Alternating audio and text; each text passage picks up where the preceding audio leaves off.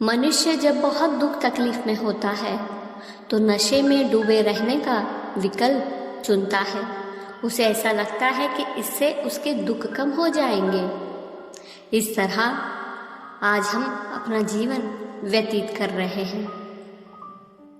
क्या ये सच नहीं कि एक समस्या से बचने के लिए हम बड़ी समस्या की ओर बढ़ रहे हैं? एक शराबी शराब की आदत को अपनाकर अपने जीवन में दुख और पीड़ा से बचने की कोशिश कर रहा है। दुख को बुरा मत समझो। श्री कृष्ण भागवत गीता में कहते हैं कि जब भी कोई दुख हो तो उसके लिए खुले रहना सीखो। आपके अंदर एक प्रोग्रामिंग है जिसे ठीक करने की ज़रूरत है। उसके प्रति खुले और ग्रहणशील बने। हर शराबी आपको बता रहा है कि वह कैसे अपनी जिंदगी बर्बाद कर रहा है। जब दुख आता है तो यह परमात्मा का संदेश होता है कि कहीं कुछ गलत हो रहा है, उसे बदल लीजिए। हर मुश्किल में ईश्वर कह रहे हैं जागो। हम बहुत भुलक्कड़ हैं, इसलिए परमेश्वर को हमें झकझोर कर कोड़े मारने पड़ते हैं। जब आपके पास दुख होता है तो आप अपने भीतर देखना शुरू करते हैं। परिस्थितियां आपको ऐसा करने के लिए मजबूर कर देती है। यह एक लक्षण है जो आपको बताता है कि आप खुद को देखें और देखें कि आप क्या गलत कर रहे हैं। ऐसे दर्द के क्षणों में अपने केंद्र को स्थिर करें। जब आपका केंद्र हिलता नहीं है तो आप पाएंगे कि सभी कठिनाइयाँ आपकी अपनी समझ के लिए एक दिव्य मार्ग है। वे आपको परमात्मा के सच्चे सदा आनंद स्वरूप से जोड़ने का एक तरीका है।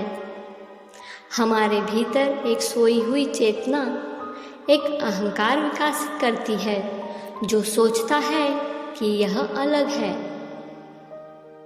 जब भी ईश्वर आपको कठिनाई देते हैं तो यह आपको ये दिखाने का तरीका है कि आपकी प्रोग्रामिंग को बदलने की आवश्यकता है।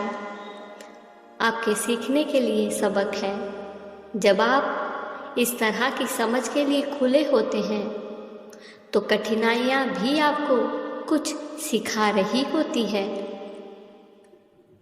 यदि कोई आपका अपमान करता है, उदाहरण के लिए आपको उस व्यक्ति पर ध्यान देना चाहिए जो आपका अपमान कर रहा है।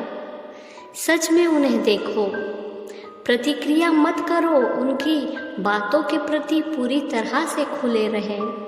जब आप अपने भीतर गहराई से देखते हैं तो आप देखेंगे कि वह आपका अपमान क्यों कर रहे हैं। उनके कार्य उनके दुख का विस्तार है। वे दर्द दे रहे हैं क्योंकि वे दर्द में हैं। वे वही दे सकते हैं जो उनके पास है। बस व्यक्ति को महसूस करो, वे खुद बहुत अपमानित और दर्द महसूस कर रहे हैं। ईश्वर ने आपको उनके शब्दों के बवंडर के बावजूद शांत और केंद्रित रहने का अवसर दिया है। इस अवसर को शीतलता का अभ्यास करने के लिए ले। अपने आप को अपमानों के बीच केंद्रित करें। आखिर यह व्यक्ति सिर्फ इसलिए कूड़ा फेंक रहा है क्योंकि इनमें कूड़ा है। आप अपने अहंकार की जांच करें। यदि आपके पास अहंकार की दीवार नहीं है तो अपमान आपको प्रभावित किए बिना आपके पास से गुजर जाएगा। बस शांत रहो। उनकी प्रतिक्रिया में भाग ना लें, बल्कि एक अच्छे दर्शक बने रहें। अपने आप को किसी भी चीज़ के साथ ना जोड़ें और निश्चित रूप से अपने आप को उनके अपमान के साथ ना जोड़ें। अगर दुख आता है तो देखें कि यह क्या है। यदि सुख आता है तो उसे भी देखें वह क्या है। दोनों के लिए खुले रहो। जब आप भाग नहीं ले रहे हैं तो आप समझ रहे हैं, और तब आप साक्षी हो। आप इसे स्वीकार करने के लिए खुले रहें।